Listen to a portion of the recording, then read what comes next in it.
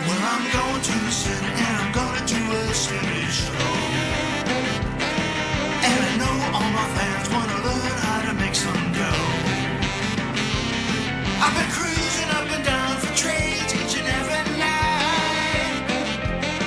And with my iPhone riding, I know we're gonna get it just right.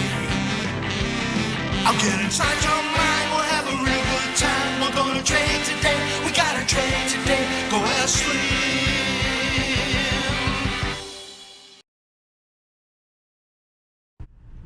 Hi, I'm Steve Miller. Call me Slim.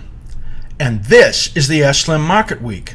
It's a look back at what happened in the financial markets in the past week and a look forward to what might happen in the next week, and hopefully some ideas and opportunities for you throughout the show.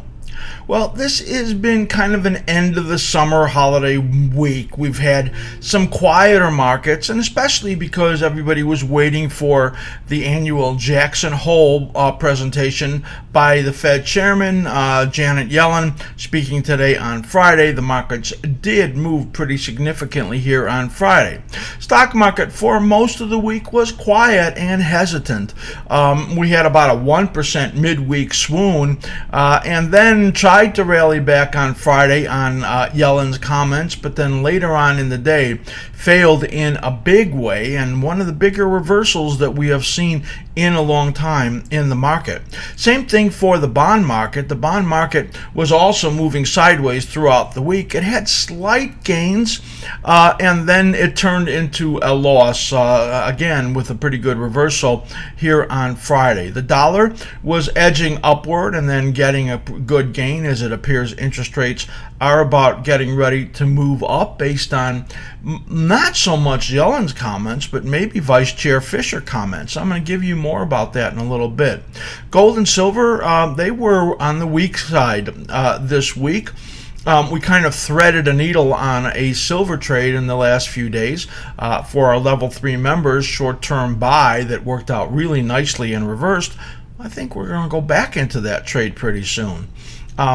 Oil, a pullback also. That was after that 6-day romp of a ton of short covering that happened, and it corrected some, and we kind of think that it's going to correct some more. We're going to show you some more about that in our short-term view at the end of the show. I've lots to say about the Fed when I show you our 60-minute chart. We'll go over all the stuff that moved the markets, but this is really the best. Janet Yellen comes out in her speech in Jackson Hole and warns to the future policymakers about the risks of holding 0% interest rates too long. Of course, could bring a bubble, could bring speculation. That's exactly what you're doing, Janet. Don't you get that? Really unbelievable. Some other news worth mentioning is Apple Computer, which I have been recently kind of scalping on the short side. They are dropping the headphone jacks, at least that's what I hear, for the new iPhone 7. They want it to be thinner. I'm going to have to give up my hardwired headphone jack. That annoys me, I got to tell you. Anyway, another piece of Apple news is that Tim Cook, well, he hosted a Hillary Clinton fundraiser. Boy, oh boy, I got to tell you, between the iPhone 7 getting thinner and no jack, and Tim Cook hosting Hillary Clinton, this here, my iPhone 5S, I'm going to stick with this one for a while. I don't know if I'm spending any more money over there in the near term. Yeah, if I would boycott every single high-profile person that was supporting Hillary Clinton, then I would probably never go to the movies, right? Unless it was done by Clint Eastwood. Anyway, that's just my conservative libertarianism coming out. Don't confuse me for a Republican or a Trump backer. Just this backing of Hillary Clinton, the one that's going to take us further into oblivion as far as economics goes. I simply don't get it. All right, so let's take a look at what happened in the stock market as we look at our 60-minute chart in here of the S&P 500, the E-mini S&P. And here is that chart. You can see what's going on over this last week. Monday came, and the equity markets just simply edged a little bit lower in there, and that gave you just a little bit of decline overnight as oil finally was dropping in there, as there was some correction you would expect after a 10-point move, but it wasn't really much of a move. It was really just a choppy market in there. The dollar moving up on Monday really knocked down gold and silver, and the stock market just kind of churning around. On Tuesday, oil moves down again, but then recovers. There's some news out that Iran might be getting on board with this potential production freeze. I think that's a crock of bull, and I think everybody understood that also as we got this rally.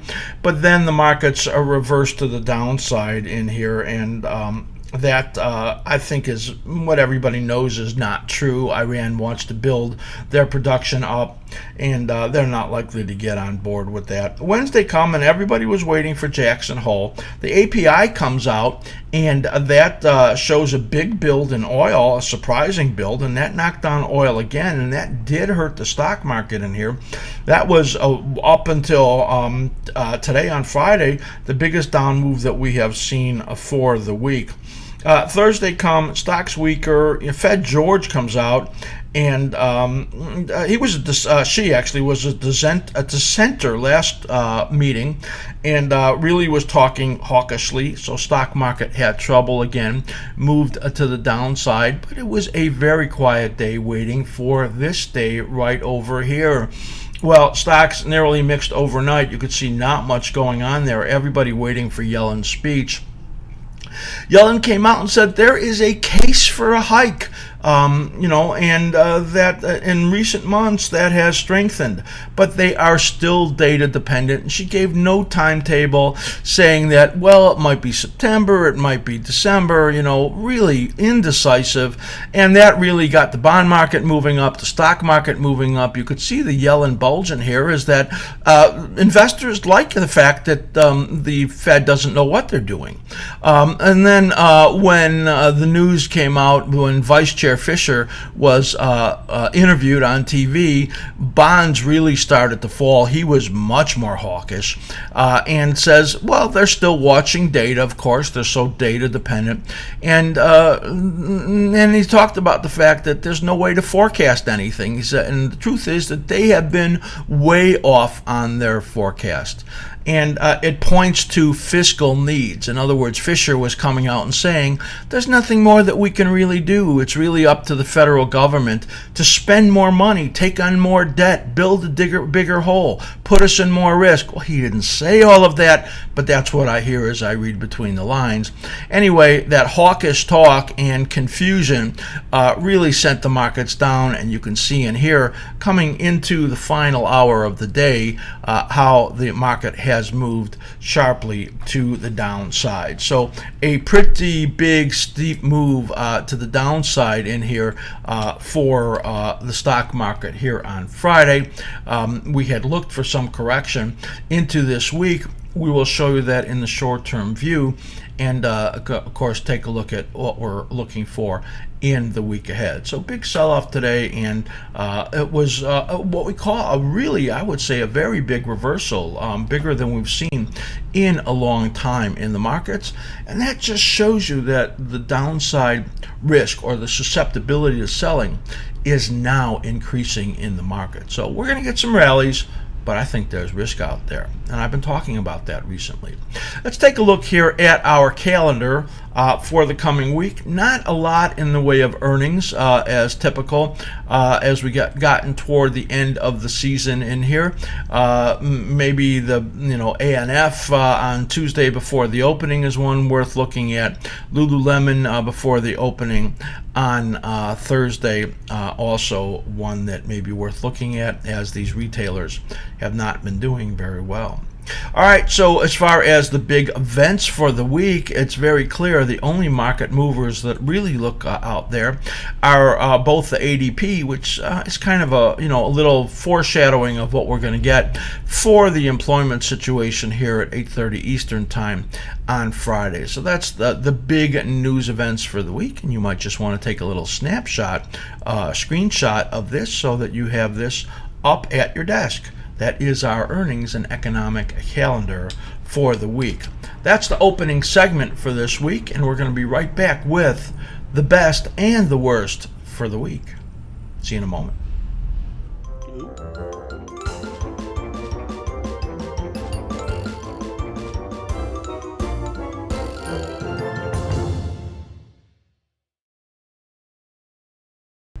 For the best of the week, the biggest gainer, well, one that I warned about last week that it would go down, Best Buy, BBY. Man, this had a giant week. There was something there I didn't know. Of course, earnings were coming out. I knew that. But what I didn't know is that this company potentially is being transformed. Everybody knew, this was like the showroom for all of the online sellers. All you had to do was go to Best Buy, pick out what you liked and then go online and get a better price.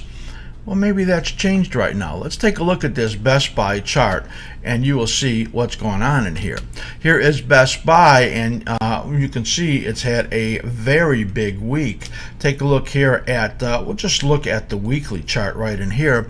And what I had actually thought was that we were going to see this area over here as a resistance area, and then we have this big giant up week right there. We thought it would be rolling over in here, but what we did not know, and let's take a look at the daily chart and you could see what happened in here, is that maybe they're the showroom for their own online sales. Earnings beat, revenues beat, stock up 21%, and their online sales are really rolling in here. And you can see in here the stock gets this big pop and this big gap in here on the upside, and this is a stock that we have to say, surprising to us, is transformed. And sometimes that happens. We talked about broken stocks and repaired stocks over this week in a video that I did on IRA, more profitable investing. And this is an example of that, of a company that's done a great job. So Best Buy, I actually think if we get some pullbacks in here, it's going to be a buying opportunity in there. So there I am. I'm a flipper. I changed my mind. Sounds familiar, doesn't it? So let's take a look here at some of the other stocks. Rackspace, by the way, not going to show that one. That's up 14%. They're going to go private. There was some rumors about that. So Apollo, a private equity firm, takes them over. They're up 14% on the week, $4.3 billion deal. Chesapeake, that's up 10% on the week. That's a stock that I still do not believe is going to be able to do very well in here because they've sold off so much of the company. Let's take a look, though, at Pandora. That is, a symbol in there is P, one of the few single letter stocks that's come out in modern history. Take a look here at Pandora. So it's gotten some good rally in here, as you can see. Let's get a little closer look in here. Our thoughts in this stock, though, are that it's, this is another one of those model changes, and that is that now fee-based for streaming audio, streaming music, is considered to be the way of the future. Everybody was thinking about giving it for free, and now Amazon's got a $5 model that they're coming out with. Competition on this stock is just huge. You can see the way we have it drawn in here is that we don't think that there's a lot more upside and then goes into some kind of a downside corrective mode. But as long as it stays above that level, around $11 or so, it's still going to be okay. We think it's going to pull back from here, though. They get this jump, though, on this whole anticipation that the whole industry of streaming music is going to be fee-based. Stratasys SSYS, that's up 8% on the week. They had a investor meeting on Tuesday. They liked what they heard in there. There's some new products coming out. That's another company that is really struggling. You've got to say we don't really love that pattern in there either. Let's take a look at Toll Brothers, though. TOL, that's the home builder, and that stock up 8% on the week. Take a look right here in that chart, and nice chart forming in here overall. Again, it's getting up to some resistance area. There's some other stocks in the group that we like a little bit better that haven't quite moved in there yet. DHI, which is D.R. Horton, and Pulte Home, PHM. I think those are a little more buyable than this one is. As you can see, we have this resistance, and we kind of think it's going to roll over in here. Of course, all this talk about interest rates going up, that is not going to be great for this group, but I think a couple of them still have some decent upside in them. Toll Brothers beats on earnings, beats on revenue, and gains 8% on the week. Let's take a look at Starbucks, SBUX. This one was a good gainer also, and I got to tell you, we don't like this stock at all. They're up 4% on the week. And got to jump because they won some court case on cold drinks. But I don't think that that's going to be good anyway, because we think that the price of coffee is about to run, and that's not good for Starbucks. That's their input cost, is the price of coffee, and it moves inverse to that. And also, we believe this is in a negative pattern, as you can see how we have it drawn. Gets up to the resistance area here in Starbucks, and we think it is a sale in this area of 58 to 60 bucks or lower. And we doubt that the rally that it had this week, and let's take a look here at the shorter term pattern, right up into this resistance zone, we doubt that's going to be able to hold. Got a little what they call dark cloud cover in there, but momentum is firming. So that says to us, maybe churn around in here for a little bit, but then we think the stock is going to head lower. Couple things in the retail category. Retail has been all over the place, hasn't it? Some bad news I'm going to talk to you about in the worst of the week. Tiffany, they're up 7% as their earnings did beat. But you got to really wonder about this retail environment and also international environment. Who's going to want to spend Tiffany's crazy prices for stuff if we continue in this really slow growth environment? Tiffany getting a rally, we don't like it at all, and don't think that it can go much further. And one more thing, we talked about last week about Dick's, DKS. That stock last week gets a 7% gain. This week it's down 1%. So wanted to bring that one up as this stock we talked about last week is that it was a really good stock last week, and we thought it wouldn't hold. I'm short that one right now, watching it for downgrades. So a stock that's been up for these couple of weeks based on the Olympics and all this Olympic gear that got sold. What about all that Olympic gear that they're still holding on to and all the markdowns? DKS, stock that's done well the last couple weeks overall, we think there's risk in that one. Overall, best of the week, I'll be right back with the worst.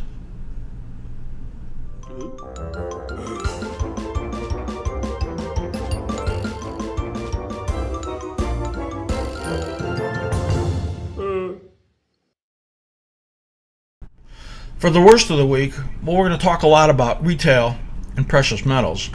The retail group, as I said, been really mixed and wild. Two that got just hammered this week are our worst of the week. That's Dollar General and Dollar Tree. These have been really favorites for investors, as it appeared they could just open stores anywhere, and it really worked. And this pattern in here that we're going to see in Dollar Tree, Dollar General, this is what we would consider now stocks with a high potential of being broken stocks. That's kind of my theme for this week, is recognize recognizing stocks that are repaired and stocks that are broken. Here is an example of a broken stock. As we have in cycle theory what's called a cyclical breakdown. That's when you have this upward stair-step motion in these cycle patterns that you can see, and then comes down and breaks that cyclical low right there. The probability of it being a major top is very high, and that means that rallies need to be sold and long positions liquidated. There was a warning right in here in that engulfing pattern. It managed to stay up a couple more weeks, but then has this huge break right over there. Big selling on high volume. Both Dollar General and Dollar Tree, big misses on sales, and same-store sales weak. Here you could see a head and shoulders top on the daily pattern right in here. It was a small one, and the breakdown. Here it is breaking under everything. Big negative momentum, massive volume on the downside. When you get this and the pattern suggests weeks and weeks more of decline, you can't buy them. There's just too much risk when a stock like this gets broken. Take a look at DLTR. You're going to see the same pattern in here, as it is also moving down and a broken stock under support, and we're going to look for opportunities to sell this stock. I'm going to look at BRCDE. This stock down 10% on a big earnings miss, and you can see in here this one turned down also. That's a big engulfing pattern that you see right there, and this one looks similar to what we just saw in those Dollar General, Dollar Tree, like it has another 6 weeks or so of decline. So this is a bad break, and we expect to see more on the downside in Brocade. Take a look at Mylan, the MYL. Man, this one has really been in the news. You can see in here that this has been in a stair-step downward motion. It's tried to improve, now falling. Now note the cyclical pattern in here, and that says that maybe a couple of weeks more on the downside, then an attempted rally, and then we believe after that down again. Well, what's the news in Mylan? You might have seen all the news on the EpiPens. The cost of the EpiPen, which is the what people that have that are highly allergic, that may react to peanuts or bee stings or something like that, so that they can quickly end the reaction that they have. The cost on those, a 2-pack, had moved up to about $600. Well, they have a lot of reasons that they believe that it's happened, and I'm not going to go over those, but what I will say is that what this really looks like is they're going to, now the government will come in and try to fast track generic versions of this, and that of course is going to kill prices, and Mylan's going to have to lower the price. So that has got that stock moving to the downside really sharply. Let's take a look at here at the daily chart, and you can see the type of fall that this stock has had. The stock in the biotechnology category, and you can see here on the daily chart the stock moves from 50 to about 42 and a fraction in a short period of time. That right in here. It is, like I said, probably got a couple of more weeks of decline. If you were interested in buying it because EpiPens are not everything this stock has, I'd wait a little bit, maybe do it between 40 and 41. That probably looks like a little bit better area on that stock in Mylan. Let's go back and discuss some of these things in retail quickly. Sears comes out and they talk about the fact that Eddie Lambert is now going to give it another $300 million. That's another lifeline. At some point in here, these lifelines are going to end, and Sears reports another loss. Revenue is really dropping. JCPenney is the same kind of a sick animal, and I've been talking about these stocks really being in a lot of trouble. I believe JCPenney, and I've said this for the last couple of years, is going to go out of business. And you look at what Best Buy did, right? They're making a big adjustment to become, going from being brick and mortar to being strong in online sales, and achieving that. You see what the stock did. JCPenney, Sears, they're not going to be able to do that. They're fighting up against Target and Walmart and those other big department stores that are trying to accomplish the same thing and not able to. But they have very deep pockets, lots of money. JCPenney burn rate is huge. and I think there's going to be a lot of downside in there. Let's take a quick look at this SHLD chart and the JCPenney chart, and you'll see in here why I believe that this stock is just going to continue to go on the downside. Here's the pattern in here, and it's been moving down from, of course, around the high 40s, fell all the way down to $10, and this pattern in here, the rally and the sell-off, has got all the way out until September, and then of course the rally that comes into the Christmas season, and then big trouble after that into early next year. I think JCPenney has got similar issues in there. We'll look at JCP, and you'll see in here that the stock rolling over. It looks like it has a decline coming into September, continuing right in here, or October. The rally into the Christmas season, as they always have hope there, right? And then into next year, I think absolutely a huge debacle in JCPenney and Sears. So those are two stocks that I think really are in the news now. And have a ton of risk. So I wouldn't be bottom picking in those guys. A couple more stocks that I want to show you. Let's talk about the gold, silver stocks. For the last 2 weeks, gold and silvers, they've been in a pullback. They had a crazy move on the upside relative to the metals, and now they're getting pretty good pullbacks. Gold Corp GG down 9%. In the gold category, PAAS in the silver category down about 7%, ABX down 7%, Newmont down about 6%. Let's look at a couple of those stocks just so you can get a sense about the timing that I'm looking for. Here's GG that was down 9%. This pattern in here is, in alignment with the GDX and where I think we are in gold. 3 to 5 more weeks potential in here of corrective period, and then a big up move again. Yeah, the stock moves from $9 all the way up to $20. Big move, and so now we're in a correction. We'll call it 3 to 5 more weeks. PAAS, that's another one, and you can see in here we've got our colored phasing in there. Green phases are positive, yellow are corrective, and here we're in a corrective phase. We'll call this another 4 to 5 weeks in here, in alignment with everything else, and then a big buying opportunity coming, and then another big move like this coming into the late portion of the year, where we think gold can do a similar thing. That is the best for the week, and we'll make that the worst for the week. That's the best and the worst for the week. And coming up right now is our short-term view.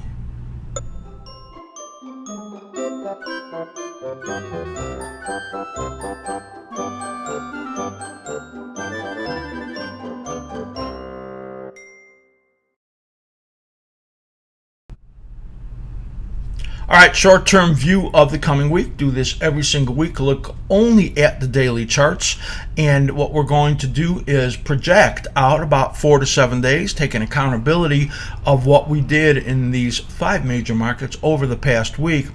And we've been astoundingly good over more than a month. We have been in the area of 70% to 90% correct. We're going to give ourselves 85 to 90% this week. Only a couple of small little misses on all of these trends. Maybe part of it was that the market didn't do all that much during the week, so it was a little bit easier. But then again, some markets moved and we were really strong. So take a look at that as we look at light crude, gold, the euro currency, the bond market, SPX, and the VIX we'll take a peek at too. So here is the daily chart on light crude /CL. What we're looking at here, again, the daily chart, those big lines that you see in there, that's a big intermediate cycle, and everything inside of that are the smaller cycle analysis. So we have very, very busy charts in here when you see all of that, and our chart subscribers get this, and of course they understand what we put in there, and we put in our forecasts also.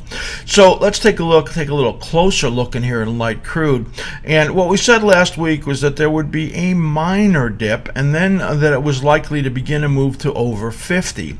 We thought it actually could get back over 50 in this week. It got up only to about close to 49 up there, and this is exactly how we had it drawn on our notes, and that's exactly what happened. So maybe a little dinger and that it didn't get back over 50 yet, but we actually think that is going to happen. It might just be a little bit delayed. The reason for that is that this pattern in here appears to be holding it back.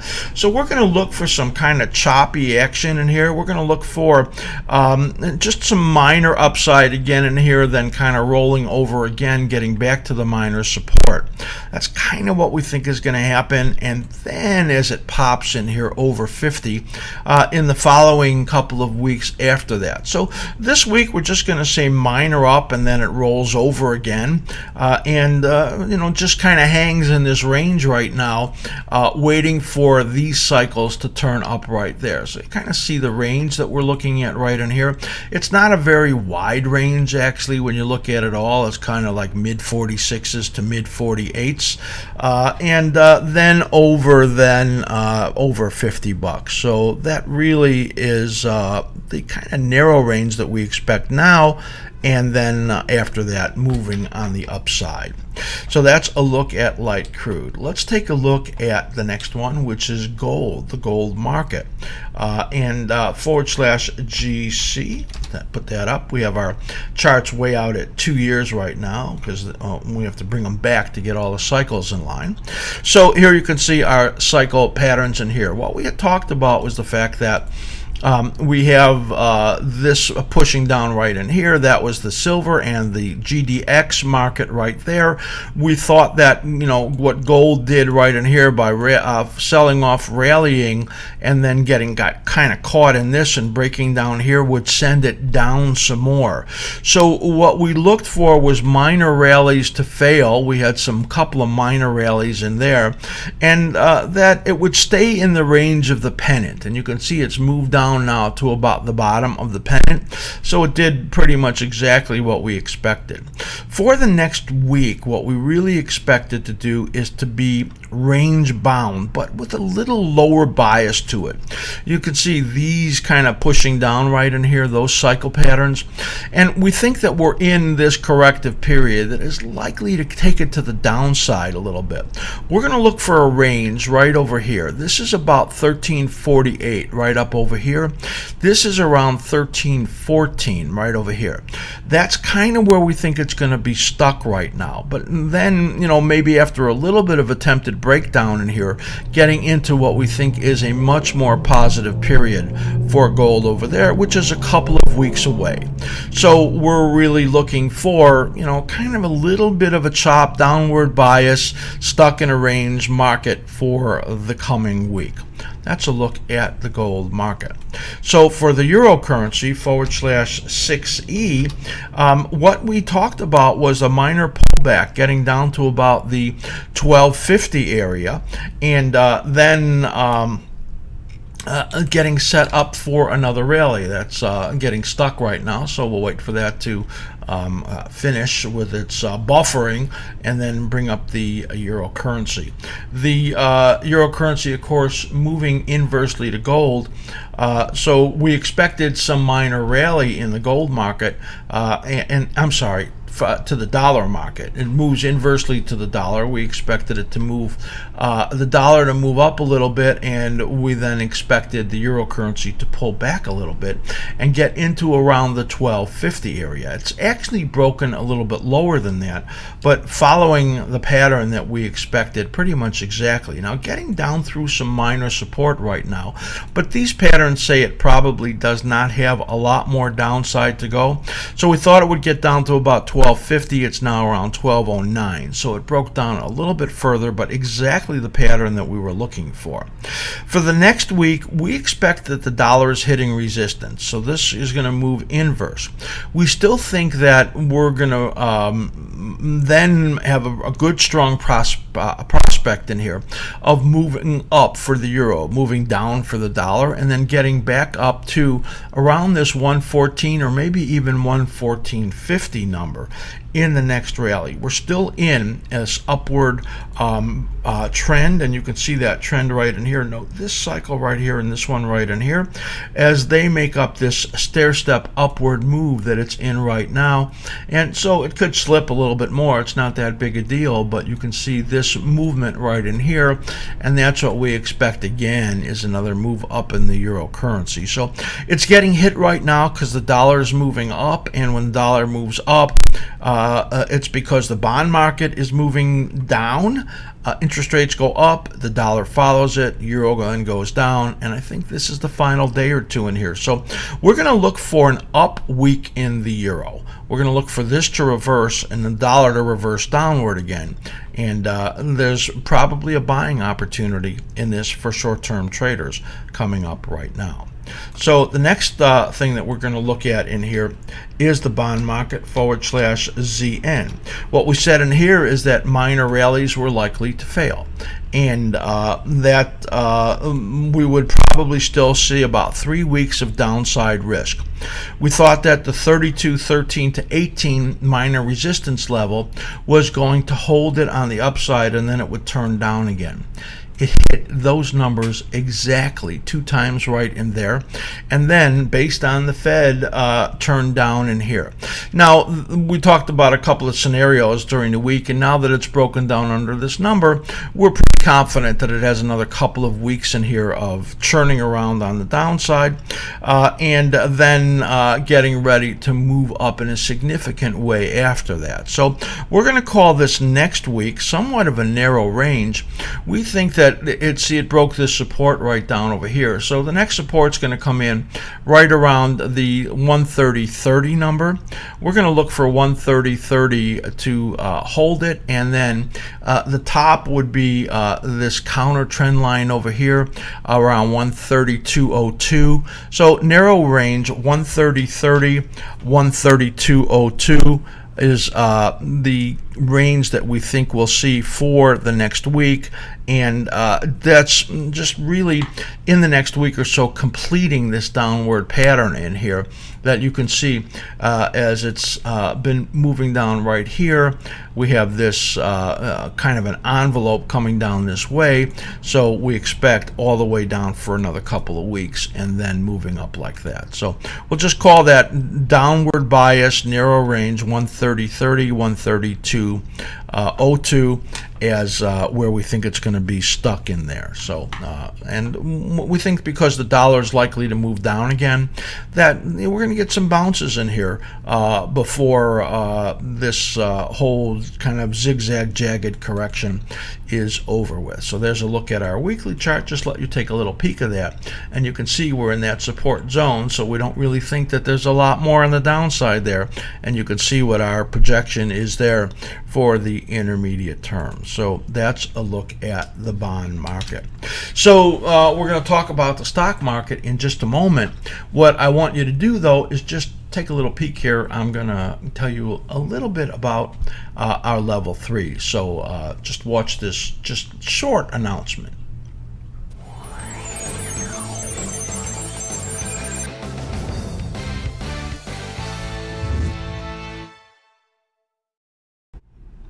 All right, before we get to the short-term view, I want to take you quickly to the front page of our website. I want you to see what we've been doing lately, especially our level 3.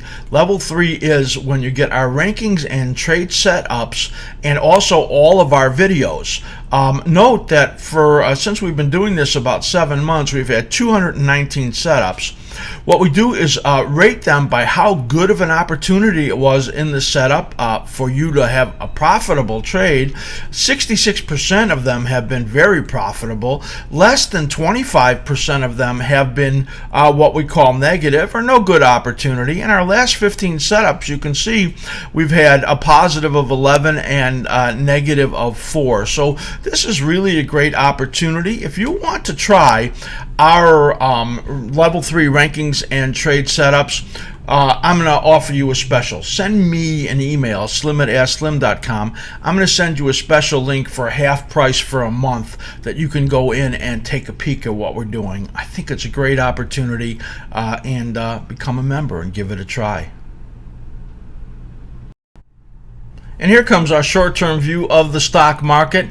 Last week what we said was that we thought the S&P 500 would get a minor rally attempt. It would try to get to the top of a diamond pattern and then likely break down and move to the downside. We'll call that one spot on. Take a look here at this pattern and you can see also what our projections are for the S&P 500. So there is that diamond pattern that we were looking at there, and you can see that what it tried to do is kind of pop out of it. We thought we'd get a little rally attempt in there. This is the pattern that we're looking at right in here as our guide, and you can look at the one before that right there. These are about 8 or 9 day patterns right in here and right in here, and they make up the bigger patterns that you see right in here. We're waiting for these alignments to give us an idea about some of the much bigger patterns. They're not really speaking to us right now as much as the short-term patterns have been. So where are we right now? Well, we believe this declining mode right over here, which you can see there's a dotted line and the smaller one in the cycles, are pushing down, and you're getting this downward break. We thought it could break down to as low as 21.46 right over here at this 23% support and that last cycle bottom right there. We actually may still be going for that. We have another day or so that we could be moving down. We kind of think that we're going to get this kind of pattern right in here where it falls for 1 or 2 more days during the beginning of the week and then begins to move up again. This up move here is going to be the last chance to get to new highs based on what we're looking at, the intermediate patterns turning down. And we actually have strong doubts about getting to new highs, but we're going to respect the possibility of this rally period right in here of getting a pretty good lift. We think that it's not going to go far. Our gut tells us that this pattern that you see right in here that we have drawn is going to look something like this right in here with some bigger hit moving to the downside. You're going to want to watch our member video which talks about the stock market big picture and about election years and something that has happened in 17 consecutive election years. That's since 1948. I think it's very interesting, and you're going to want to look at that. And that's part of what's influencing us to believe that this pattern in here is what we're looking at. See that one right there? That's pushing down pretty hard pretty soon. And we're going to think that the market has got risk in here. So as we said, we're going to look for just a minor bounce early part of the week and then moving to the downside in the market again. That is it. Covered it all. Covered all of our comments in the beginning of the show and the best worst of the week, and then our short-term view, which I don't think anybody's done as well as we have really on understanding these markets, whether it be for the intermediate term or the longer term. If you're interested in trying our level 3 membership, we've got that special going on. Send me an email, slim@askSlim.com, and I will send you a special link for new first-time members to get a big discount for a month. So I think it's really worth trying, and I think you'll love it. That's it for our show for the week, and we hope that you have a great, safe weekend, and we're always wishing you great trading.